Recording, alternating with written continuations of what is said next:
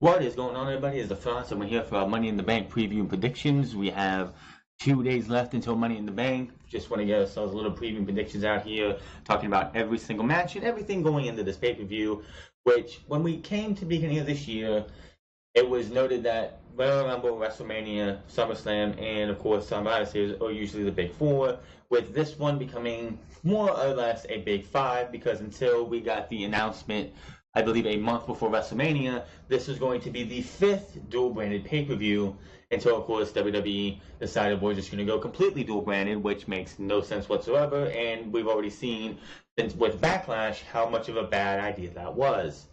But anyway, so they took this pay-per-view, which should have felt special, as one of the only three pay-per-views where you see Raw and SmackDown superstars come face-to-face in matches, pretty much just watered down and become not as big as we thought it was going to be. And of course, on the night before will be NXT TakeOver Chicago 2, which also is why it became a more bigger deal, because Big 4/Big 5 pay-per-views usually get a takeover before them. But over the last 6 weeks, because it's been, and this is what's weird about this, is that we've had 6 weeks between WrestleMania. No, not WrestleMania. We had WrestleMania and Backlash, which was 4.5 weeks. Then we had Backlash, and now we have Money in the Bank 6 weeks later. With the last year and a half, we've had a pay-per-view every 2 weeks, give or take a couple. So it feels weird to have that drought of no pay-per-view, which is nice. WWE doesn't need to have a pay-per-view every 2 weeks. That just overloads us and makes it harder for us to even enjoy a pay-per-view. So Backlash being in the back burner for 6 weeks, hopefully Money in the Bank will be a little bit more to enjoy. But seeing as the fact that WWE went out of the way to make this pay-per-view feel not as good as it should, it irks me a little bit, simply because this pay-per-view should have a lot more meaning. It is Money in the Bank. Hell, we came out of Backlash and Michael Cole said this is Money in the Bank season. Something like WrestleMania season or Royal Rumble season.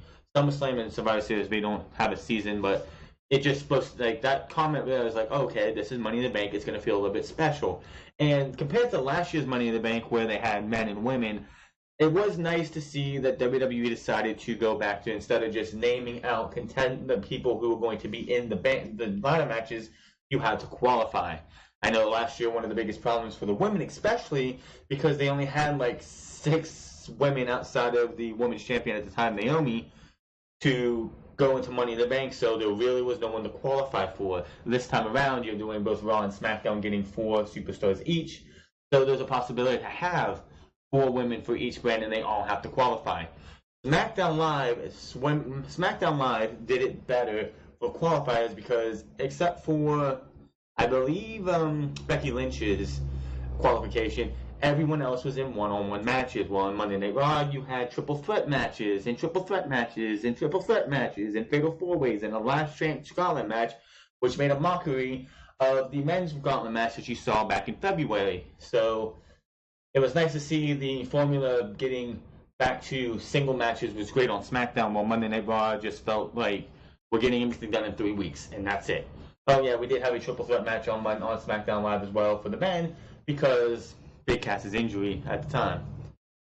So we have our 4 ladder matches, and then we have a one title match where it's AJ. We have the world title match for AJ Styles versus Shinsuke Nakamura, where what I believe is going to happen is going to happen. So but this feud has been going on since WrestleMania, and WWE has ruined what should have been the feud of the year, in my opinion. Last year's feud of the year, of course, was on the main roster, was, of course, the New Day versus the Usos tag team feud of the year. But this one should have been, if WWE would have pulled their cards right, we should have seen WrestleMania. Then they wouldn't wrestle again until Money in the Bank, and then SummerSlam. You don't need to have match after match after match after match. This is not territory days where you wrestle the same person in 3 or 4 different towns, and only people in those towns on a weekly basis get to see what you guys did that day, so it wasn't as watered down. Now everybody watches you, especially those who have cable and satellite and all that stuff. It bogs it down, and makes these matches, which have been getting better, which makes no sense. Shouldn't WrestleMania be all hands on deck? Shouldn't WrestleMania have the match of the year candidate? I mean, hell, Wrestle Kingdom and Dominion both had match of the year, match of the century candidates on them, but those are January. In May, you had WrestleMania, British Royal Rumble, Backlash, and of course, it was, what was it, 2 weeks ago or 3 weeks ago, you had AJ Styles versus Shinsuke Nakamura. The winner picked the stipulation for the match at Money in the Bank, which will be a last man standing match, which of course we know probably how that's going to go. We'll talk about a rumor that's supposedly how this match may end, which if it does end this way, I hope it does instead of what I believe is going to happen. Then we have the women matches. The Asuka versus Carmella match. Asuka should win that match. We'll talk about that more later, but that one's self-explanatory. Let's talk about Ronda Rousey and Nia Jax. Why did Nia Jax on a red?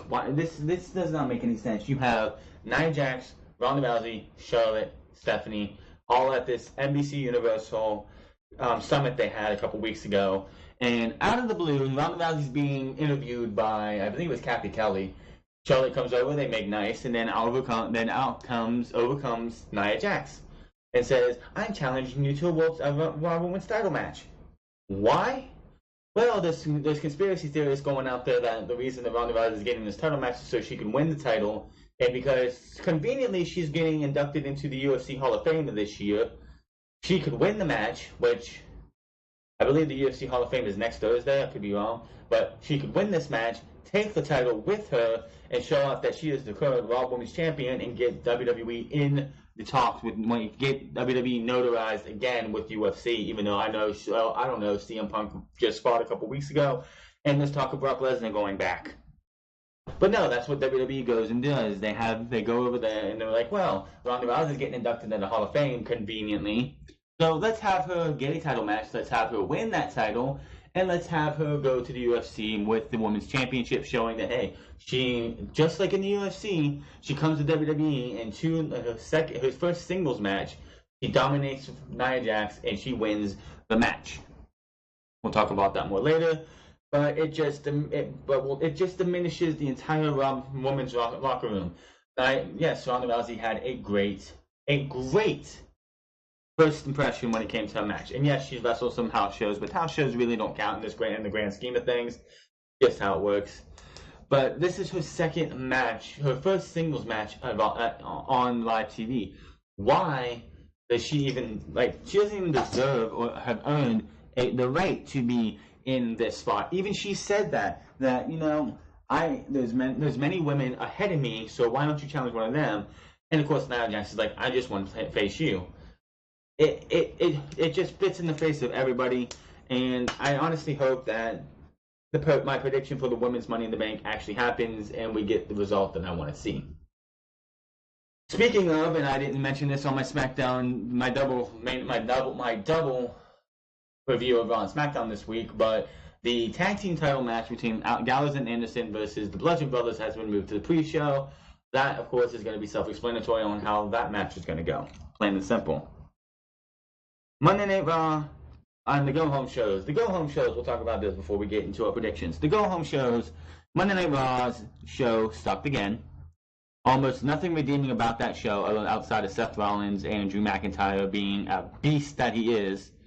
You had the show open with everybody in the Money in the Bank ladder matches standing on ladders for whatever reason. I know they're in Money in the Bank, but you should have had all 8 competitors in the ladder match. Heels on one side, babyfaces on the other, if you want to do that. And you could have just had them sitting there and bickering back and forth. The ladders were not needed. They were just an unnecessary accessory that was added. Then, of course, you had the B team pretty much beat up on, I think it was Breezango around. It was probably Rhino and Slater, and they got pretty much talked down to by the leader of worlds. And that match, if I'm correct, has not been made for Money in the Bank. Let me check my notes right here. Let's see. No, it is not. No, it is not. So when is this tag team title match supposed to happen? If it does happen on the pay-per-view, I will put that out there that I think the B team will lose. There's honestly no reason to give them the tag team titles unless you want to have the Authors of Pain, who we still have not seen since their second or third week on the main roster, they just kind of disappeared. But that match, then we had Drew McIntyre, of course, destroy Drew McIntyre and Dolph Ziggler destroy Breezango. Yay! That just shows you. And of course, they cut a good promo saying that last week was a fluke, and that they are going to destroy each and every tag team, and those tag teams are going to have to deal with it. So we'll have to wait and see what happens there. The rumor going around, and innuendo, if you want to go with that, is that fallout last week was meant to start the sprinkle in the seeds of Drew McIntyre turning on Dolph Ziggler. This week kind of looked like that contradicted that, but we'll have to wait and see if Dolph Ziggler starts losing matches or fucking up and screwing like Drew McIntyre goes for something, has someone in his grasp. Dolph Ziggler goes for the super kick. The superstar who's being held by Drew McIntyre moves, and Drew McIntyre gets super kicked and stuff like that. I'm sure we'll see that down the line, and Drew McIntyre gets so enraged that he just beats the holy hell out of Dolph Ziggler. Don't quote me on that, but I'm pretty sure that's what we'll see. Roman versus Jinder. Roman versus Jinder. That was. Hope you enjoyed that bait and switch, because I saw that coming a mile away. I didn't even have to watch. I was like, are you seriously think they were going to have Jinder Mahal versus Roman Reigns on a Monday Night Raw? No, man, no. They just used, Sunil Singh to show that Roman Reigns is a badass. He beat a guy half his size with a Superman punch and a spear, and that was it. Lame as can be. And then, of course, Sami Zayn and Bobby Lashley with their obstacle course, which, of course, Bobby Lashley is a freak of nature and beasted an obstacle course until, of course, Sami Zayn attacked him from behind. And we'll talk more about that match later. It's going to be one of those matches that it's going to be, well, time for a piss break outside of the two women's matches. Oh, that's my third piss break of the night. Then over on SmackDown, we had Paige, who, honestly, if you think about the two general managers of Raw and SmackDown, Paige is killing it right now in a good way. She is doing an excellent job. She is cocky, brash. She gets right to the fucking point. She knows what she's out there to do. She doesn't have to sit there and be in every other segment like Kurt Angle. Kurt Angle will come out for the opening segment every week, and then you'll see him in like 4 or 5 backstage segments, meaningless backstage segments. And hell, she's making matches through Twitter. She uses the social media to be like, well, Shinsuke Nakamura and Jeff Hardy have a problem with each other. They're gonna have a match. On SmackDown this past Tuesday. Samoa Joe and Rusev have messed with The Miz. We're going to make The Miz the special guest referee for their match on SmackDown. Daniel Bryan versus Shelton Benjamin. I didn't see that one coming, and I don't know why she put it on there, but apparently there was some Instagram beef or something. Like Daniel Bryan put a video out, and Shelton Benjamin took offense to that, and that match was made, giving us logic, not just like having 2 or so individuals come out and bicker about nothing, and then get told, oh, well, we're going to do a match right now, or we're going to have a tag team match right now. I mean, we had, yes, there was like the biggest down parts of SmackDown this week were the opening and the closing segments of the show. The opening was the Women's Summit, where all 4 women were in the ring cutting promos on each other. Becky Lynch was the only one who sounded like a human being. It's a sad thing because you have Charlotte in there who, when she was in NXT, did not sound like a robot. You have Lana, who lost her accent a long time ago, I guess. I mean, she shouldn't have lost her accent the second she was put on Total Divas, unless you had told her to speak in that Russian accent, even on Total Divas, but they didn't do that. So, and then, of course, Naomi, who can speak, but it's starting to sound more and more robotic as we go. Then, of course, the ending segment was, after these 4 women bickered around, we had the Iconics and Mandy Rose and Sonya Deville come out, and they all brawled. So that was an 8-woman tag match, turned into a 10-woman tag match with Carmella and Asuka. And the end of the show was Carmella tapping out to Asuka's Asuka lock, which, with rumors of James Ellsworth coming back, I hope are false, because if he screws, the only way I see this happening is if he comes back. Asuka doesn't get pinned. She wins the match, but she doesn't win the title because James Ellsworth did something and like pulled her leg, and the referee calls for the bell because that's a DQ or something. If Asuka gets pinned by Carmella, it will be it will be a tragedy of epic proportions, plain and simple. But when the match was over, you have the 4 women in the Money in the Bank ladder match and Asuka embracing, hugging like they're all pals. I'm sorry, other than Asuka, aren't you 4 supposed to be competing for the Money in the Bank ladder match on Sunday? Shouldn't you guys be ready to tear each other apart? They hug and everything, and then they all just stare at Asuka and then look at the Money in the Bank, and that's how the show ended. Cass came in, had another bad promo. Big Cass's promos are awful as ever. The guy that can't cut a promo to save his damn life. This guy, after Daniel Bryan, and this is the thing, after his feud with Daniel Bryan, what are you going to do with Big Cass? This is another big problem WWE is booked themselves into. This is just like before he was injured. After the whole Enzo thing, which was supposed to end, the feud with him and Enzo was supposed to end the night that he got hurt. That was supposed to be the last match. He was supposed to win that match and move on from there. What were you going to do with him then?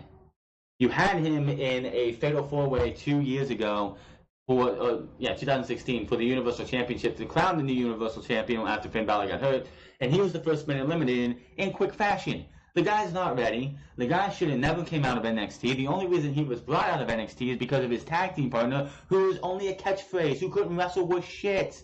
Neither one of them was good. Big Cass on his own is not a believable heel. He's not a believable big man. He's going to probably be a liability in the end anyway because he did tear his ACL, and the bigger you are, the harder it is for those to be healed right. I wouldn't be surprised if he starts sporting a knee brace in the near future because it's just one of those things. When you tear your ACL, yes, he's still young, but the more times it happens, the more harder it would be to, for it to heal again. So if he was to happen to re-injure that ACL, which could happen, you just never know. Anyone could tear an ACL at any time. I could walk out of this room, take a wrong step with my foot slip and my ACL's torn. It just happens. Big Cass can have it happen to him again, and boom, his career would be done. This guy, if he comes into this show tonight, on Sunday, and beats Daniel Bryan, what are you going to do with him then? Because that's 1-1. Are you going to have Daniel Bryan versus Big Cass at Extreme Rules? Probably. And speaking of Daniel Bryan, what if the whole thing with Daniel Bryan right now is, what are they if he does not sign? He's not doing anything. They're not doing anything big with him. That's why they lumped him with Big Cass.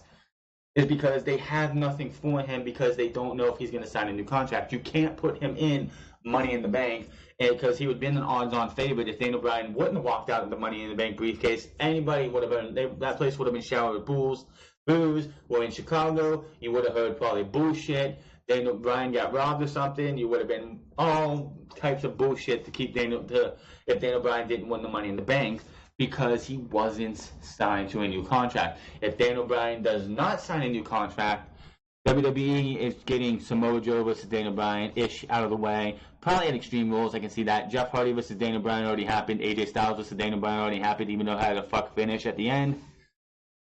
I'm sure we'll see Daniel Bryan versus Nakamura too. WWE, and probably at SummerSlam, if Daniel Bryan is not in the WWE picture, because he won't be.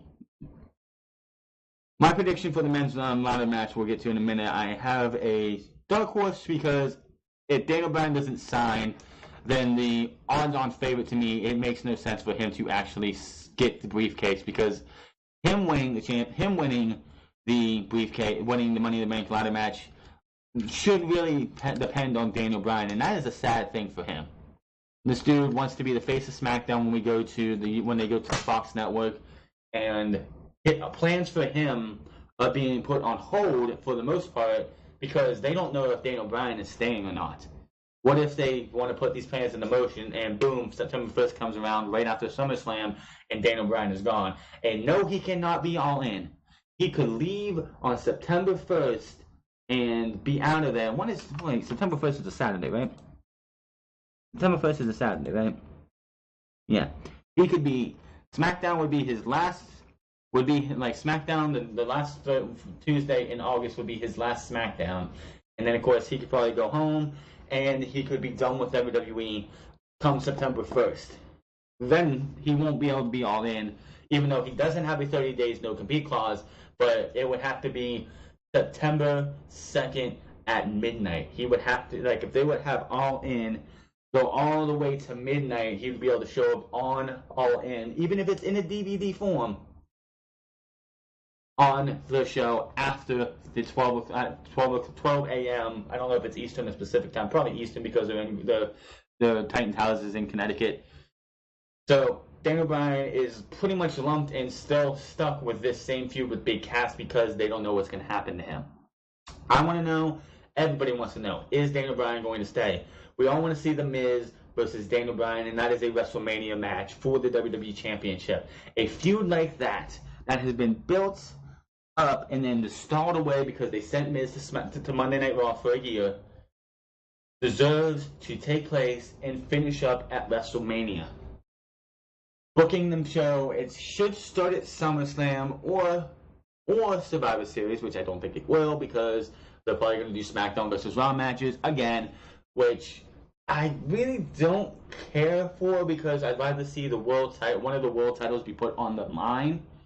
And we will talk about Brock Lesnar's standings in WWE right now on Unscripted this Saturday or tomorrow, and the fact that there is currently no plans for him for any dates right now, and my thoughts on those. Make sure to check out Unscripted this Saturday because it's going to be one heck of a show in my opinion. AJ Styles versus Nakamura. I hope this is the end. I really do. What else can you do with these guys? Finish after finish after finish since WrestleMania has been fuck. Outside of, there's been 4 matches. WrestleMania, Greatest Royal Rumble, Backlash, and then of course a match on SmackDown. They are technically 1, 2, and 2, both of them. It's a win, loss, and a draw. This is the quintessential rubber match. There is no reason whatsoever this match should go any further than this match. Then you can go to Extreme Rules, and you can have AJ Styles go up against somebody you don't want to start a program with. Maybe he goes up against somebody like, I don't know, a Ty Dillinger if you want to do something stupid like that. Just have somebody out of the box, out of the blue, give somebody a chance at Extreme Rules against AJ Styles, and then during that match, his real contender for SummerSlam takes him out. Maybe before the match, maybe after the match. Maybe AJ Styles goes in there against a Ty Dillinger. They have a nice 20-minute classic, which I know Ty Dillinger can have. And then Samoa Joe comes out. Or like he's up at the ramp and Samoa Joe comes out from behind him and chokes him out. And Samoa Joe versus AJ Styles, it's set up for SummerSlam. How is that? But I've been rambling on about those things. We are going to get into a preview and predictions. Let's start with the Money in the Bank ladder match. The women's Money in the Bank ladder match has Ember Moon, Charlotte Flair, Alexa Bliss, Becky Lynch, Natalya, Lana, Naomi, and Sasha Banks. You have 7 superior athletes in this, and then there's Lana. Lana has absolutely no chance of winning this. Lana has no chance. I'd say Ember Moon, people are saying Ember Moon has a chance to win this, and I honestly think it would be cool to see her win it, but it doesn't fit her character. I could see Charlotte Flair, Natalya, both winning this, as well as Alexa Bliss and Sasha Banks. Why Charlotte and Sasha Banks? Simple. Both of those need a vehicle to turn them heel. This would be perfect for Charlotte, who, if Asuka wins the title at Money in the Bank, she's down, she's beat, she's so tired after her match. Charlotte comes down and she could screw her over. Do I see that happening? Probably not. Alexa Bliss, self-explanatory. She's a heel, she's a bitch, even though WWE is making her look like the smartest woman in the room with the way they've been booking Nia Jax. Alexa Bliss, I could see winning the Money in the Bank just to have her cash in on Nia Jax during her match with Ronda Rousey to keep the title off of Rousey. But would that happen? Probably not. Naomi, no. Ember Moon, no, because it doesn't fit their characters. Sasha Banks, I could see if Bayley somehow won. The only way Sasha Banks would make sense as Money in the Bank Money in the Bank ladder match winner, which it would work because it would help fuel that match between Sasha Banks and Bayley, with Sasha Banks cashing in on a match between Bayley and champion, whether it be Nia Jax or Ronda Rousey at Extreme Rules, and then you have Sasha Banks cash in and not pin Bayley. No. You have Bayley in the middle, like gets hit with whatever move. She rolls out of the ring. Sasha Banks comes down and puts whoever it is in the bank statement. She taps out while Bayley is on the outside trying to get back in, and she sees that her friend, her so-called friend, came in and stole her championship opportunity from her for money and for the women's championship. And now you have that blood feud going into SummerSlam, so you would have Bayley versus Sasha Banks for the women's championship. Is that going to happen? No. Does WWE care about Sasha Banks and Bayley? No. The only person makes sense at this time is Natalya. Why? Ronda Rousey. How would you set this up? Ronda Rousey and Ronda Rousey comes over because Natalya gets drafted to Raw in the Superstar Shakeup, or brought over to Raw from the Superstar Shakeup, and immediately they connect the fact that she helped train Ronda Rousey and that these two are best friends. They didn't do that on accident. They did that for a meeting that makes sense for Natalya, and this match should open the show. Do not put this match in the main event. It is not a good idea to do that. Neither is the only match that should be in the main event is either the men's Money in the Bank or the WWE Championship. Everything else is below that. Everything else is below that. But you have this match. If this match opens the show, it's a much bigger indicator that Natalya is going to win it and cash in on this night, on Sunday. She'll cash in probably during the match between Ronda Rousey and Nia Jax. Ronda Rousey looks like unless Ronda Rousey squashes Nia Jax, which I think she should. Get to that later.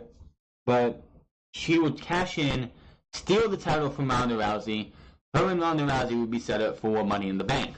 Maybe Ronda Rousey even wins the championship and keeps it till, not Money in the Bank, SummerSlam. She keeps it till Extreme Rules. Whoever Ronda Rousey faces at Extreme Rules looks like she's like, maybe it's Ember Moon versus Ronda Rousey. Who knows? But you have somebody versus Ronda Rousey, or like in this match, whichever, and you have Natalya win the Money in the Bank, cash in on the Ronda Rousey match, steal the title, and Ronda Rousey and her have a big old bickering, feud now because, hey, I might have trained you, but I know I'm better than you. I taught you everything you know, but I didn't teach you everything I know. So I'm going to take this title from you because I worked my butt off. I won Money in the Bank, my title now. You're going to have to wait until later. And of course, it would not be Ronda Rousey versus Natalya until SummerSlam. Ronda Rousey would probably not be on Extreme Rules whatsoever. Absolutely no reason for that. She has no reason to be on Extreme Rules. It's below Ronda Rousey, in my opinion, to be on the Extreme Rules pay-per-view. Have her out with, have Natalya maybe team up with the heels like Alexa Bliss, Nia Jax, or anybody else to take out Ronda Rousey in kayfabe, to send her packing until she comes back for SummerSlam, and then have Natalya versus Ronda Rousey at SummerSlam in a heated feud between master teacher and student. So I'm going with Natalya for the women's Money in the Bank. The men is a little bit more iffy. Braun Strowman, not a chance. Not a chance. It is not in his character, it's not, the Money in the Bank is not built for a guy like Braun Strowman. Why would he need a briefcase to go do what take what he wants? He is a monster among men. You're going to take this guy and straddle him with the Money in the Bank to cash in at any time? Doesn't make any sense. Finn Balor, it would be nice. It would also be another one of those things to turn him heel after Brock Lesnar does eventually drop the Universal title, to have him go up and say Seth Rollins is facing, Seth Rollins versus Roman Reigns for the Universal title, whichever one's champion, and Seth is the heel, and of course, Seth is a babyface and Roman Reigns is a quote-unquote babyface, unless of course he turns heel. Then of course, Finn Balor would cash in and pin Seth Rollins, taking the title and saying, fuck this world, I'm here for myself now. But I see that happening? No.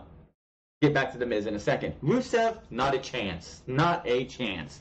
Bobby Roode, not a chance, but I can see that Bobby Roode finally getting that heel turn that everybody wants, and I think we have a story on that this weekend to talk about. Kevin Owens, I could see. Samoa Joe, I could see. Big E, Kofi Kingston, or Xavier Woods, we don't know who it is. I'm saying it's Big E. Writing's on the wall, it's definitely Big E. So, out of everybody in the Money in the Bank, who has the best chance of winning? It's either The Miz or Samoa Joe. Pretty much, it's going to come down to this. Whichever ladder match happens first. If it's the men, then if it's the women, and a woman from Raw wins the Money in the Bank, then we already know Finn Balor, Braun Strowman, Bobby Roode, and Kevin Owens are out. They are not going to win the Money in the Bank because you're not going to put both Money in the Bank briefcases on the same brand. It's just not going to make it makes no sense.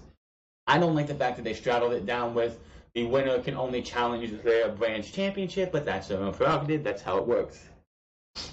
So we're just going to go with the fact that I said Natalya won the Money in the Bank, and she does. Just throwing it out there. So that leaves The Miz, Samoa Joe, Rusev, or Kofi Kingston, Big E, or Xavier Woods. Well, Kofi Kingston, nowhere should not be in Money in the Bank. He's already been there. He's a Money in the Bank vet. Let's get some new blood from the New Day for Money in the Bank. I would see Big E because of his power, but Xavier Woods would also be great because he'd be able to do something there. First and foremost, if it is Xavier Woods, he's out. He's not going to win, so it would be down to Miz and Samoa Joe. If it is Big E out of the three, I don't know why I said four, it could be really interesting to see Big E, Samoa Joe, or The Miz would be three favorites right there. 3 of the 4 SmackDown guys would be favorites. Rusev should just hopefully can put on a good show and don't get taken out halfway through with like a big ladder spot by Finn Balor, Samoa Joe, or Bobby Roode, or one of those guys. I'm going to go with Samoa Joe. Not with just the fact that he lost last week. I mean, he lost to Rusev on Tuesday. It's just the fact that this guy would be, he would not be like he would be like a Rob Van Dam or a John Cena, who would be like, I can have this title match whenever I want. I want it at SummerSlam. This Money in the Bank is getting cashed in for a title match at SummerSlam. He would take this thing, and he would sit there and be like, you know what? I earned this thing, and I have taken this. I'm going to take this title at SummerSlam. The only reason The Miz would not win, but this is why people were picking for The Miz, even though you know Vegas is saying it's The Miz. If Miz wins this pay-per-view match, if he wins the Money in the Bank, then WWE has the confidence that Daniel Bryan is going to be staying in WWE. Plain and simple. That's just the gist of it. If Samoa Joe wins, then WWE is like, well, we don't feel like Daniel Bryan's going to stay, so the Miz versus Daniel Bryan feud will probably happen at SummerSlam, but with nothing on the line. Just get it done and over with, because you know WWE wants to have that feud. They want the Miz versus Daniel Bryan. They would love to probably have the WWE Championship on the line because that's money. And Vince McMahon, even though he's getting $2 billion from Fox and NBC for the next 5 years after this, would not money. You can't ever have enough money in the world. Honestly, you can't, because it just comes and goes. WWE still loves to make that money. So if they could get Daniel Bryan versus The Miz at WrestleMania 35 for the WWE Championship, that's them. They're printing money. They're printing money. And these ain't two indie darlings, even though Daniel Bryan is technically an indie darling who came into WWE, but he's been the guy before. These would be two guys who have cut their teeth a lot and made themselves big names in WWE, fighting for the biggest prize in WWE. I don't give a shit what people say about that Universal title that Brock Lesnar holds. That thing is garbage. The title looks like shit, and it's being treated like shit. It has not been seen since the Greatest Royal Rumble. Why should I give a fuck about it? The WWE Championship has been and always will be the title in the world of professional wrestling and sports entertainment. No ifs, ands, or buts about it. IWGP, Impact Wrestling, CMLL, AAA, Ring of Honor, it doesn't matter. The WWE Championship will be, and has always been since the 1960s, the title. The NWA title, 10 pounds of gold. I know what Magnus and them are trying to do. It doesn't mean shit. This is the title. And WWE tried their best to kill it, just simply so they could have the Universal title try to mean a little bit more with Jinder Mahal holding that title. It kind of hurt the WWE Championship, but AJ Styles is AJ Styles, and the title looks more and more better on him every single week. Just saying. And again, I'll get to that later. So this one is a coin flip between Samoa Joe and The Miz. I'm going with Joe, unless Daniel Bryan decides he's going to stay with WWE. Then The Miz is going to win because it's going to feed into the Miz Daniel Bryan feud that everybody wants to see. If Samoa Joe wins this match, and I think he should, and then of course set up his match at SummerSlam, you know how I said earlier that AJ Styles should just have a AJ Styles should win. We'll get to that later. Should win this Sunday and just go to Extreme Rules and just have a throwaway match against like a Ty Dillinger or a Shelton Benjamin or Randy Orton's going to be out for a while. That would have been the perfect guy for Extreme Rules, just to have a throwaway match. Randy Orton versus AJ Styles, because that would probably be a damn good match, especially since AJ Styles brings the best out of everybody. But since Randy Orton's still injured, like a Shelton Benjamin, give somebody new and somebody who hasn't had a WWE Championship match a shot at the title. Then we know they're not going to win. And then what do? You have Samoa Joe as the Money in the Bank briefcase holder attack AJ Styles from behind with the briefcase. It looks like he's going to cash in. They say, "Oh my God, is Samoa Joe going to cash in?" He grabs the microphone and says, "No, I'm not going to cash in tonight.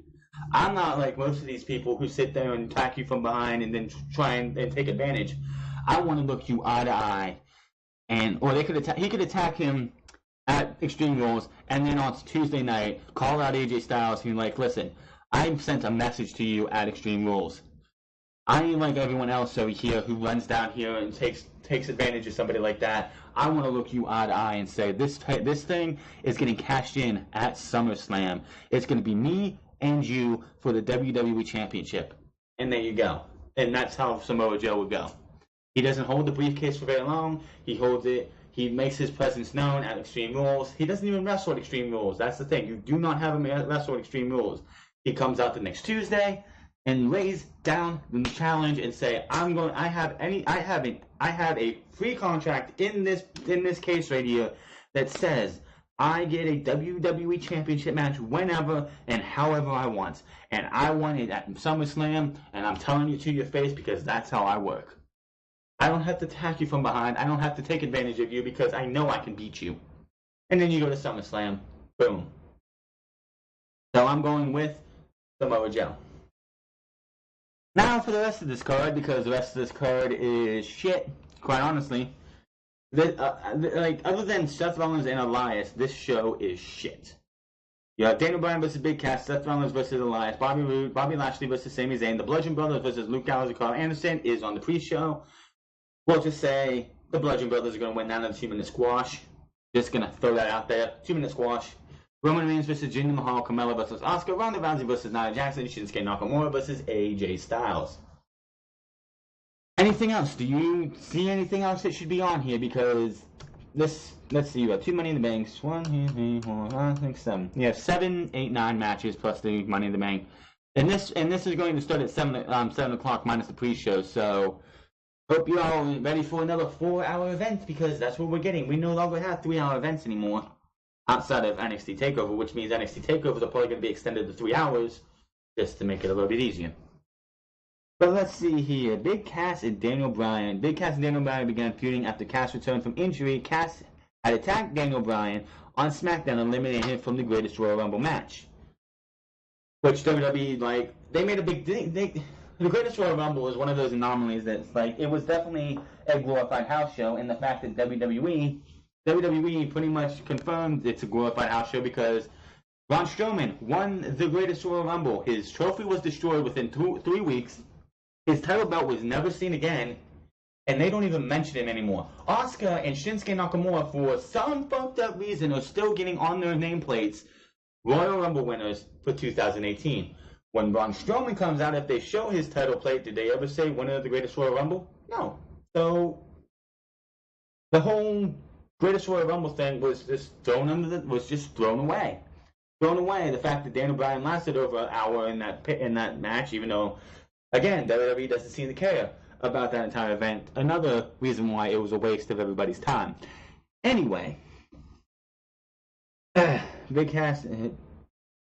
Bryan then defeated Cass at Backlash, but was attacked by his opponent after the match. Bryan returned to the favorite on the May 15th episode of SmackDown and a house show in Germany by injuring Cass's leg. Bryan thus not only cost him his spot in the upcoming Money in the Bank qualifier match against Samoa Joe, but secured the spot for himself by defeating Jeff Hardy in the May 22nd edition of SmackDown.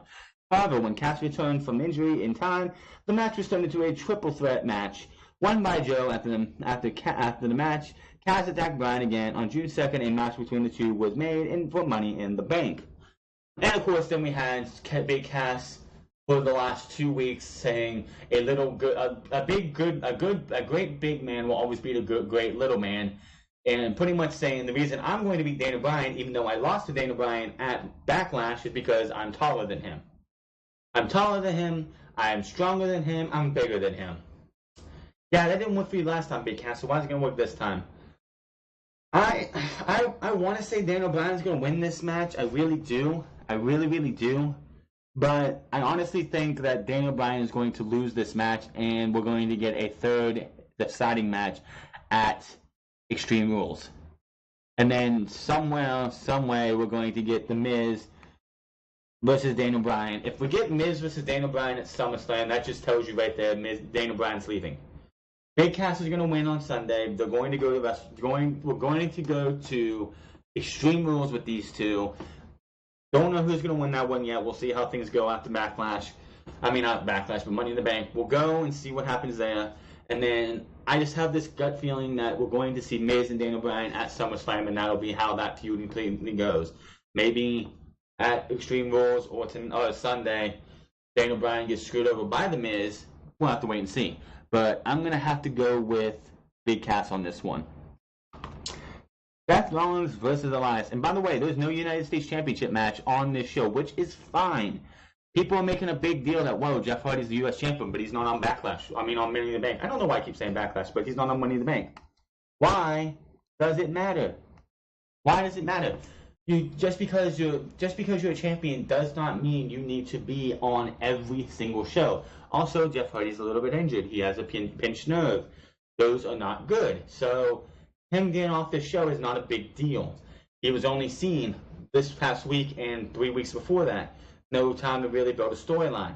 There's also a rumor going around that Adrian Almas versus Sin Cara will be added to this match added to this card last minute. If that happens, Almas, of course, will go over. Just going to throw that out there. But Seth Rollins versus Elias. This one had a few weeks build. Let's see here. On May 28th episode of Raw, Seth Rollins interrupted Elias, who was once again trying to sing to the crowd, and forced him to leave. After Rollins' match, Elias smashed a guitar on his back, sending him crashing over the announce table where he was standing on, because, he wants to be Seth Rollins and show it to the world. And there was no table, there was no mat or anything. He just fell completely like 5, 6, 7, 8 feet, maybe 10 feet to the ground.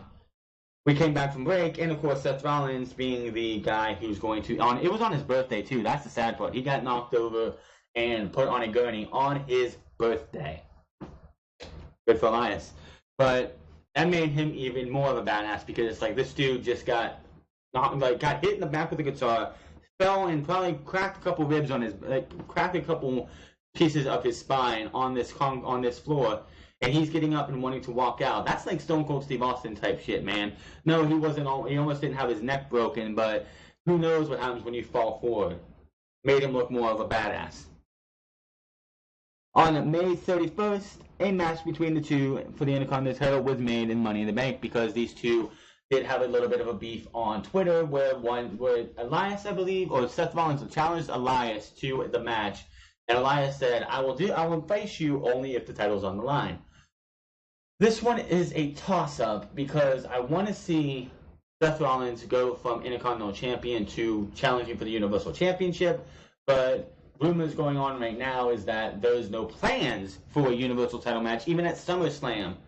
So, I don't know. I honestly think Elias should win this match, because I think it's his time. to get something. This guy has been one of the more natural heat magnets in WWE. Him winning the Intercontinental title will add to that. And then of course we can have another match for these two because it is Extreme Rules, and they will. And this is going to be the sad part.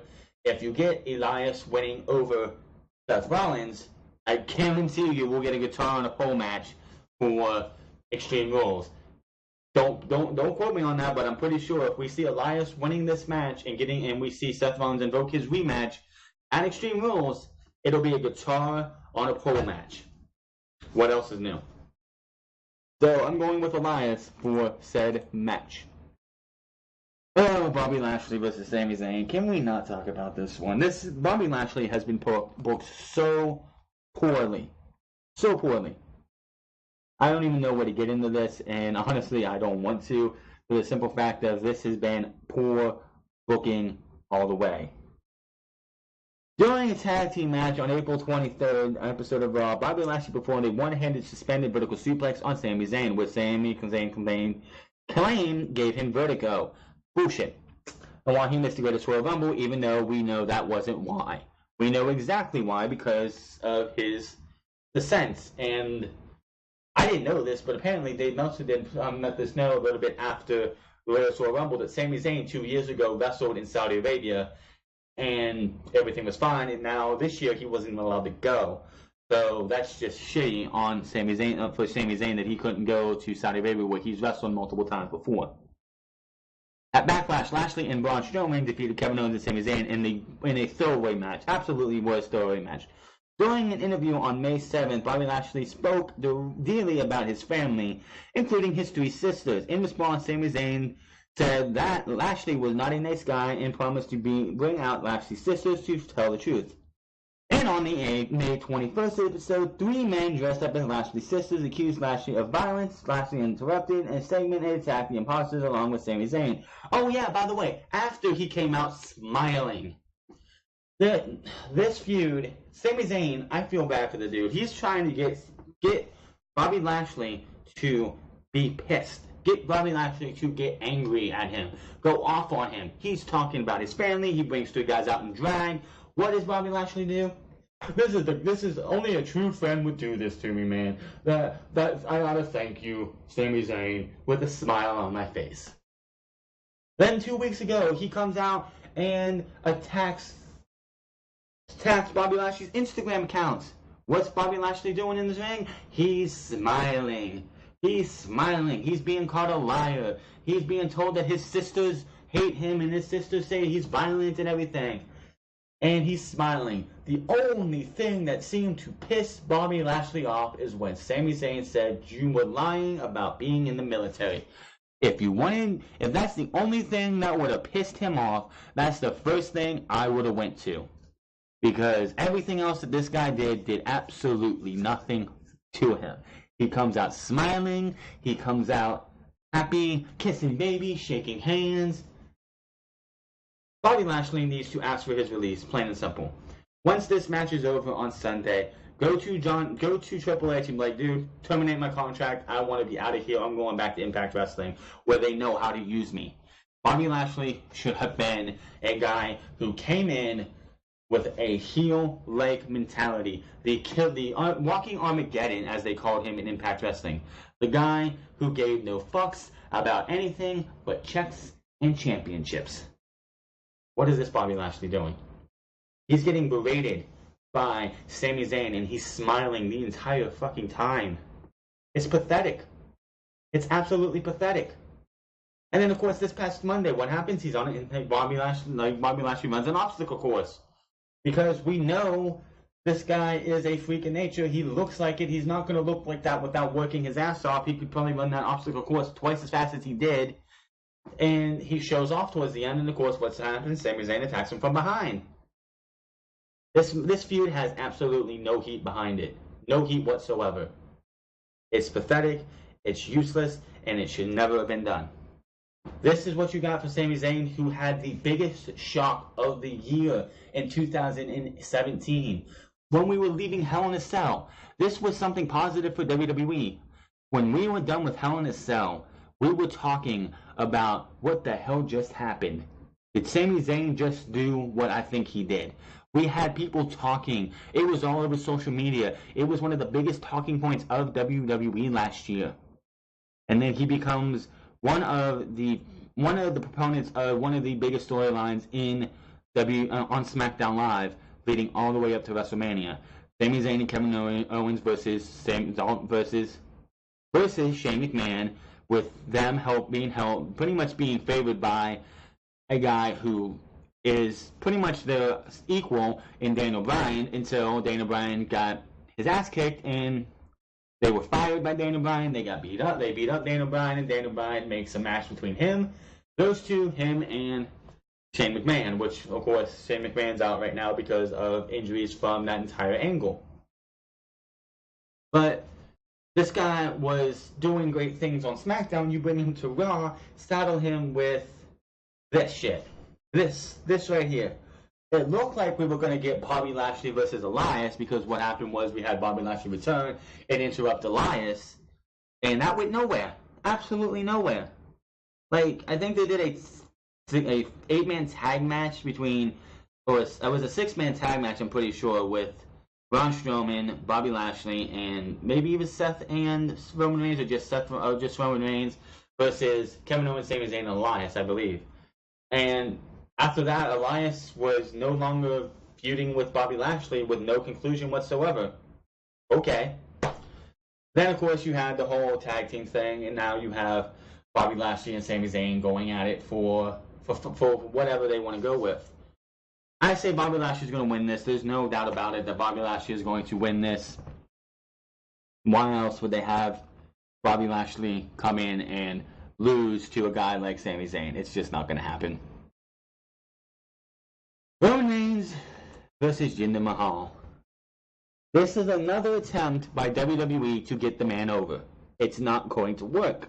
Roman Reigns for January to WrestleMania went from I want to be Universal Champion to Brock Lesnar does not show up for work. I'm here every week. Blah blah blah blah blah. I'm not the corporate guy. That's Brock Lesnar. Brock Lesnar is this. Brock Lesnar is that. To losing at WrestleMania and starting the I'm trying to do this for the company, and the company favors Brock Lesnar and doesn't want to give me a championship opportunity, even though you were in the main event of WrestleMania, you were in the main event of Elimination Chamber, you were in the main event of Backlash, even though you had no right to be in the main event of Backlash, and now you face Jinder Mahal. People are leaving, and don't give me that fucking bullshit. Any fucking buddy who sits there and says that the reason people were leaving Backlash is because they had to go home and put their kids to bed is the biggest bunch of fucking bullshit I have ever heard in my fucking life. Oh, people have to get their kids in the bed because they got school tomorrow. Well, they don't have that excuse now because school's out and it's July. But we had WrestleMania. There were kids in the audience there. There were probably kids who had to go to school the next day. Guess what? People didn't leave. People shot on the match. People didn't even watch the match. People didn't care about the match. But people sat there and did not even try to leave after that match because of what happened at the end, because everybody sat there and was like, what the fuck just happened? I thought Roman Reigns was going to, like, I guarantee a lot of people at WrestleMania was waiting for Roman to win that match, to boo him out of the building, throw trash in the ring. I think there were people probably getting ready to ball up trash to throw it in the ring, and then Brock won, and people are like, what? What the fuck happened? But then we get the Backlash, and you take Samoa Joe, who is one of the roughest, toughest badasses in WWE history, and you dumb him down to rest hold after rest hold after rest hold after rest hold to give Roman Reigns a win that he did not need. You want to have Roman Reigns portray this guy who can't catch a break, who can't beat Brock Lesnar, and the corporate is against him. Why would you have him go out and win a match against Samoa Joe? Why would you not have him lose to Samoa Joe to further that? Having him go out and actually beat Samoa Joe hurts Samoa Joe and does not help Roman Reigns. And yet, you have people leaving. This match better not main event, period. If we come down to the Money in the Bank, whatever the match beforehand is going to happen, and we realize, oh my God, they're going to main event Roman Reigns with Jinder Mahal. Which, first and foremost, I don't think it's going to be the main event because WWE does not see Jinder Mahal as the main eventer. Samoa Joe, main event status? Yes. Jinder Mahal, WWE, even when Jinder Mahal was WWE champion, how often was he in the main event? We had Hell in a Cell. And his match wasn't even, I think, his match was like mid-card as WWE champion. This guy is not a main eventer, and WWE realized that a long time ago, even when they gave him the championship, they realized this guy was not a main event guy. So that's why I don't think this will be the main event. I think this should be a mid-card main event. Not because of Roman, but because of Jinder Mahal, who should be nowhere near the main event. Or he should be in hour 2, if that. I mean, the first Money in the Bank ladder match should be at least a half an hour to 45 minutes if it's the women. The men should be at least an hour. Just saying. But when it comes to Jinder Mahal versus Roman Reigns, oh my goodness, this match. On May 7th, episode of Raw, Jinder Mahal cost Roman Reigns a chance to qualify for Money in the Bank. What happened before that happened was Jinder Mahal came into Kurt Angle's office, pissed because Kurt Angle supposedly screwed him out of the United States Championship by booking him in a match right as soon as he came into WWE, came over to Monday Night Raw. He wanted to be a Money in the Bank qualifier. He was like being told, Kurt Angle told him no. And he immediately, for some reason, went straight to Roman Reigns and was like, why does this guy get opportunity after opportunity after opportunity when I'm not getting any? So what does he do? He goes out there and he takes Roman Reigns' opportunity and throws it away and says, fuck this guy, I'm going to make sure he doesn't win. And that's what happened there. Let me see here. The following week, Reigns attacked Mahal backstage and speared him through a wall, or should we say piece of the cardboard that was taped up over what we know as was an actual hallway. It was so funny. You guys, like, is WWE like scavenging for money, and so they get this new money that they couldn't even get drywall? They had to use cardboard at that. Oh my goodness. On May 21st episode of Raw, after Reigns and Seth Rollins defeated Mahal and Kevin Owens, Mahal attacked Reigns with a chair, and a match between the two was scheduled for Money in the Bank. And also, of course, he attacked Seth Rollins. That attack, I have to say, when I watched that attack live, him hitting Seth Rollins, that looked like the softest chair shot I have ever seen. He like wound up and then slowly tapped Seth Rollins in the back. And Seth Rollins jumped forward like he got hit by a train. Then when he goes over and attacks Roman Reigns, he actually puts some force into it. But he comes out and he just taps fucking Seth Rollins, and I'm like, dude can't even put off a chair shot right. That's not even cool, man. Then of course he does when he goes up against Roman Reigns, which surprising to say. Then of course these two. This match obviously was just WWE's agenda to try and get Roman Reigns over. I don't see it working. Yes, Roman Reigns in the wow. Here's the thing what people need to realize. Roman Reigns, for the last 2 weeks, has got a lot more cheers than usual. But we have been in Memphis, Tennessee, where they are, well, not Memphis, Tennessee, that was SmackDown. I think they were Little Rock, Arkansas, who are a bunch of bum hicks who don't know shit. And I can't remember where they were last week. We're going to be in Chicago, Illinois. Home of the voice of the voiceless, the Second City Saints, CM Punk's hometown. And you expect WWE fans to cheer Roman Reigns? This is one of the 3 smart mark cities, or smart mark areas in WWE's place outside, in the United States. And they go over the UK, that's an entire smart mark thing no matter where you go. This match is going to be shit on, probably worse than Brock Lesnar versus Roman Reigns. And that's saying something. This match is going to be shit on so badly. And I do not, because I know Roman Reigns is going to win. I do not, and I mean I do not want to have Roman Reigns come out on Monday Night Raw and be like, I beat Jinder Mahal. I want Brock Lesnar because I deserve a title match. I guarantee they're going to fucking do that too. I beat Jinder Mahal. I deserve a WWE Championship match, a Universal Championship match. On what grounds? On what grounds? I'll talk about that more on Monday if that happens. We will be back to our normal review on Monday. Just saying. So yes, Roman Reigns is going to beat Jinder Mahal. There's no ifs, ands, or buts about that. That's just how they work. Nia Jax versus Ronda Rousey. I know these are not going to be in this order. I'm pretty sure we're not going to have both women matches. We'll probably have Women's Money in the Bank, Seth Rollins versus Elias, one of the women's title matches, Roman Reigns versus Jinder Mahal, Carmella, like the other women's title match, and so on and so forth until we're done. But Nia Jax versus Ronda Rousey, this one is pathetic. During an NBC Universal Upfront event on May 14th, Ronda Rousey was interviewed by Kathy Kelly, so it was Kathy Kelly, that's right. Raw Women's Champion Nia Jax interrupted the interview and challenged Rousey to a match at Money in the Bank, putting her title on the line. Rousey originally denied this request because she was like, I just had one match, I'm not ready for this, there's other women who should get a chance. And Nia Jax was like, that may be true, but I'm challenging you. Charlotte, who was right there, says, do it. Do it. So she accepted it.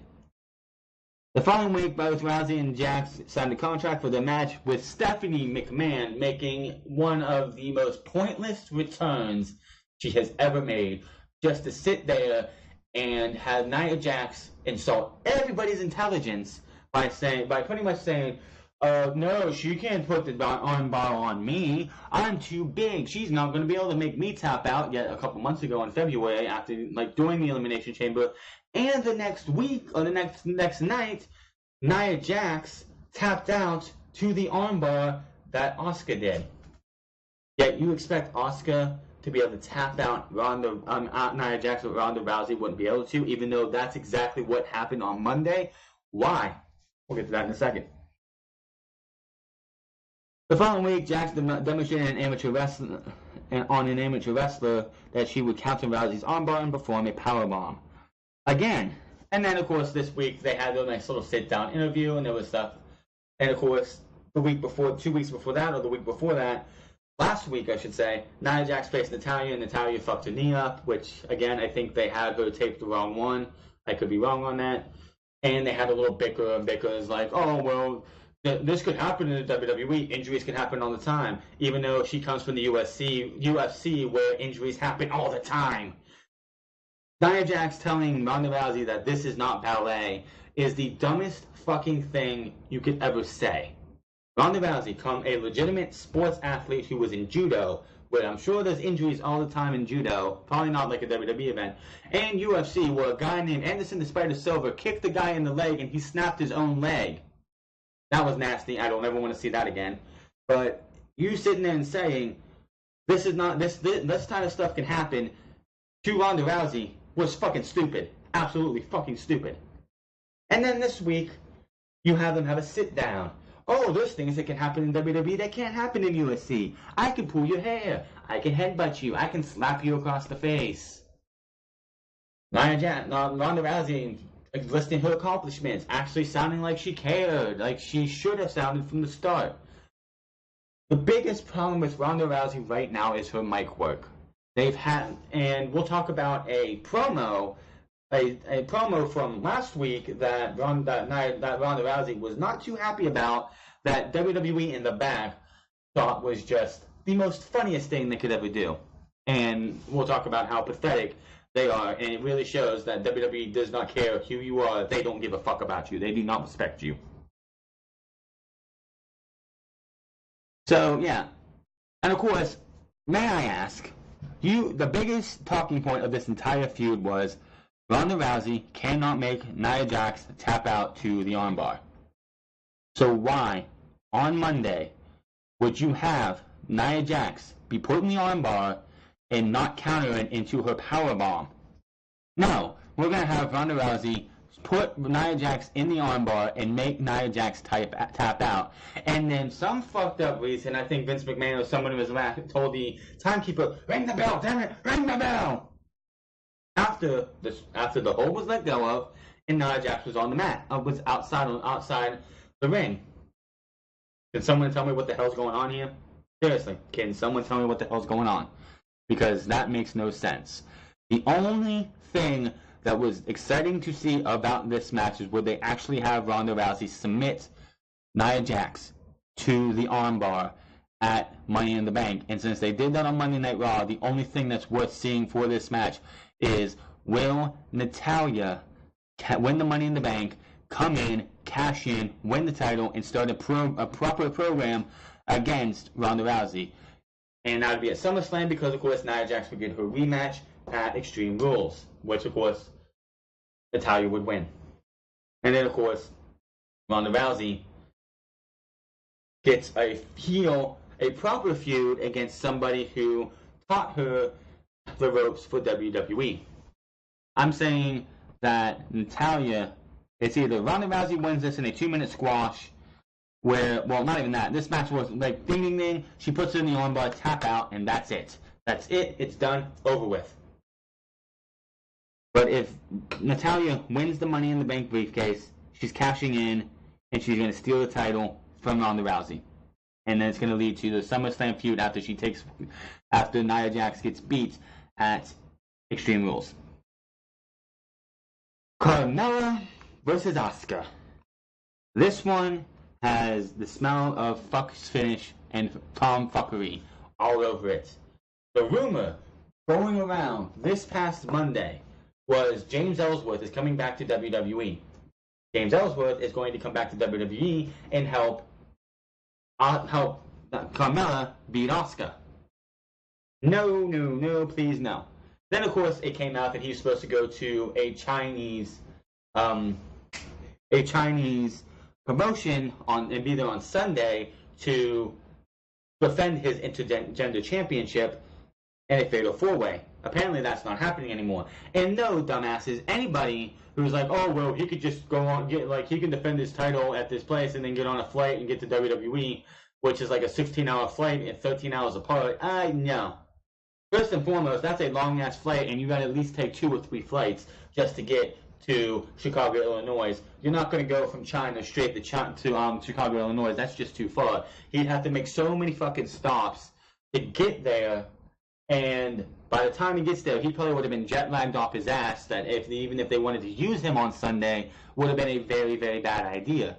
Apparently, the owner of the Chinese wrestling promotion put out a statement saying that James Ellsworth, 6 days, it took them 6 days to be able to get a hold of this guy, and he backed out of the match, so the intergender fatal 4-way match is not happening. So he's probably going to be at Money in the Bank.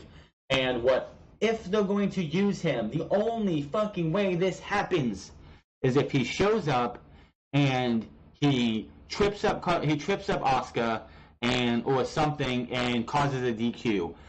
And Asuka wins by DQ, but Carmella keeps the championship. That's the only fucking way it needs to happen. But Carmella should not be champion anymore.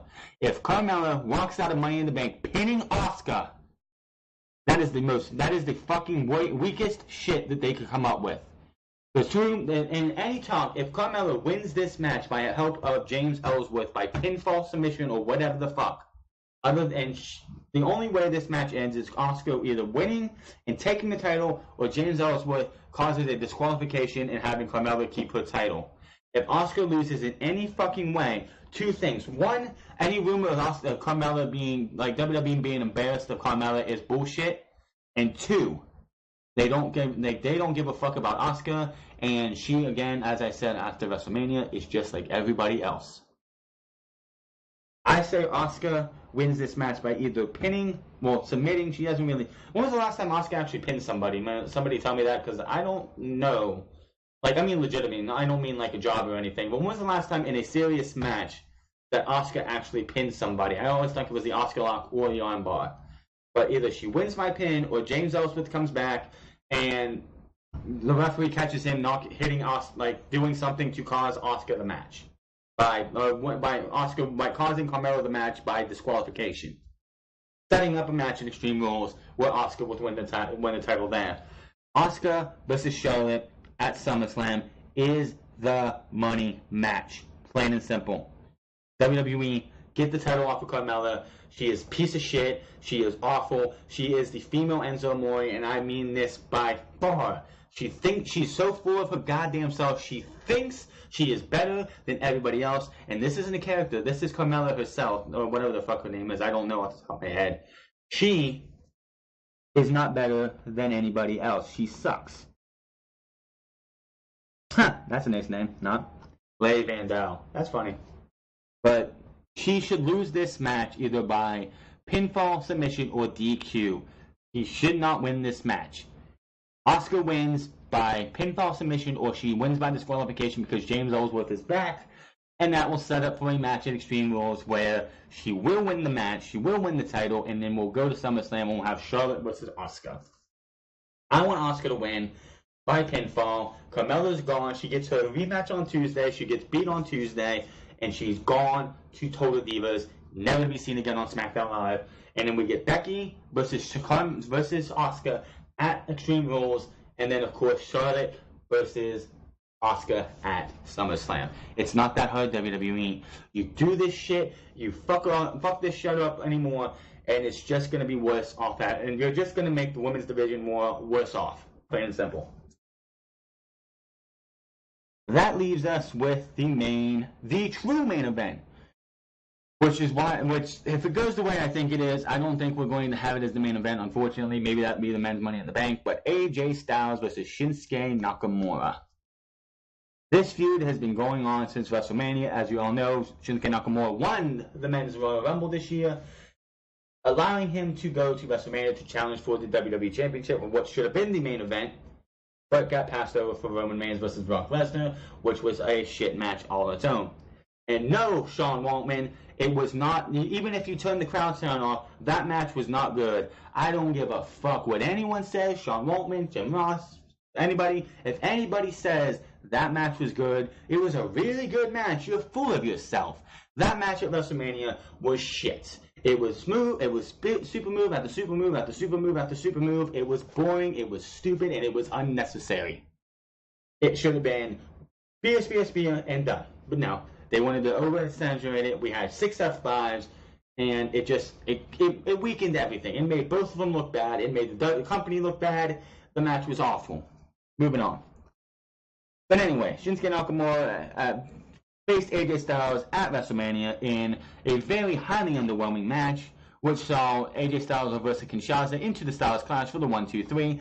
After the match, Nakamura attacked Styles with a low blow, turning heel in the process. The two continued the feud through Greatest Royal Rumble and Backlash, with both the matches ending in draws, one being a double countout on the outside, and then both in a what was it, a street fight I think it was, or like a no disqualification match. Both men low blow each other at Backlash and fall over, holding their balls, count down to 10. Problem. You had the end of a last man standing match happen at Backlash. Why would you do that? Then you go, oh, we're gonna have last man standing. Why didn't you just make a fucking ladder match and give us 3 ladder matches? I would take that over what we're getting. The two continue feud in a moment. SmackDown Commissioner Shane McMahon scheduled a 4th match for Money in the Bank and promised there would be a decisive winner. On the May 15th episode of SmackDown, Nakamura earned the right to choose a stipulation for the match by defeating Styles. The following week, Nakamura attacked Styles with a Kinshasa at ringside and chose a last man standing match. Then last week, they had a contract signing in which AJ Styles allowed Nakamura to get under his skin, and he slapped the taste out of Shinsuke Nakamura's mouth, which of course just played into Nakamura being a cocky heel. It was that was a great contract signing. It was not in the middle of the ring, which it was in the middle of the ring, we would have seen somebody go through a table. That did not happen this time. It's always great to see something different every once in a while. This week, of course, Jeff Hardy faced Shinsuke Nakamura, with Shinsuke Nakamura reversing a twist of fate into a low blow, and AJ Styles being interviewed by Jerry the King Lawler, where he pretty much said, I'm going to end this childish games and I'm going to be the last man standing, leading up to hopefully the finish of the show. One of the rumors going around is that a conclusive finish to this entire thing will come down to, we will see the exact same finish to the match that we saw at Backlash, but AJ Styles will kip up and 10, he'll produce I hope he doesn't actually do that. If they really do that, just don't even pull the fucking cup out. Just have Talking Smack or whatever you want, the post show, have him answer it there. Don't have him just reach in his pants and be like, this is what I have, a cup. That would be stupid. But that's what the rumor going around is, that AJ Styles is going to low blow. They're both going to go for the low blow kick. AJ Styles is wearing a cup this time. He kips up 9. They'll probably play it up to where it's like 7, 8, 9, and he kips up, or it's 8, he kips up, which would be perfect for that. 9, 10, AJ Styles is your winner and still WWE Champion. If that's the finish, please do it. Please do it. Then we go to Extreme Rules. Samoa Joe won the Money in the Bank ladder match. Samoa Joe watches from the back, from the gorilla position, the match between AJ Styles and enter name. Here, it could be Jeff Hardy for all I care. Jeff Hardy versus AJ Styles, even though Jeff Hardy does look like he's starting to, get a lot more slower in his age with all the things he's put his body through. It would be a good match. Then, of course, AJ Styles wins that match, and we go to SummerSlam with Samoa Joe declaring that the Money in the Bank briefcase lets him choose when he wants to have his championship match, whether it be during a match, after a match, or looking my opponent straight in the eye and challenging them to a match. So it'll be him and Samoa Joe at SummerSlam for the WWE Championship. So, going over my predictions for the show, we have Natalya for the women's Money in the Bank, Samoa Joe for the men's, AJ Styles versus Shinsuke Nakamura, Ronda Rousey versus Nia Jax, unless Natalya comes in. It's either Natalya wins after she wins the Money in the Bank, she cashes in, or Ronda Rousey wins, gets the title off of her, gets it on somebody legitimate. Asuka over Carmella, pinfall submission or DQ due to James Ellsworth. Carmella should not win the match one way or another. Roman over Jinder Mahal, Bobby Lashley over Sami Zayn, Elias over Seth Rollins, and Big Cass over Daniel Bryan. And of course, the Bludgeon Brothers will destroy Luke Gallows and Carl Anderson. Let me know in the comment section below who you think is going to be going on to win at Money in the Bank. Who you think should win the Money in the Bank briefcases? Who they should cash in on? When they should cash in? And let me know, will this be the final match for AJ Styles and Shinsuke Nakamura? If it is, what do you think they do with Shinsuke Nakamura if AJ Styles wins?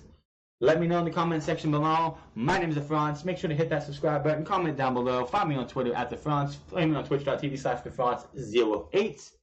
And I will see you guys tomorrow for Unscripted in the morning. And then take over Chicago review afterwards, after the show. Until then, my name is TheFrance, and I'll see you guys later.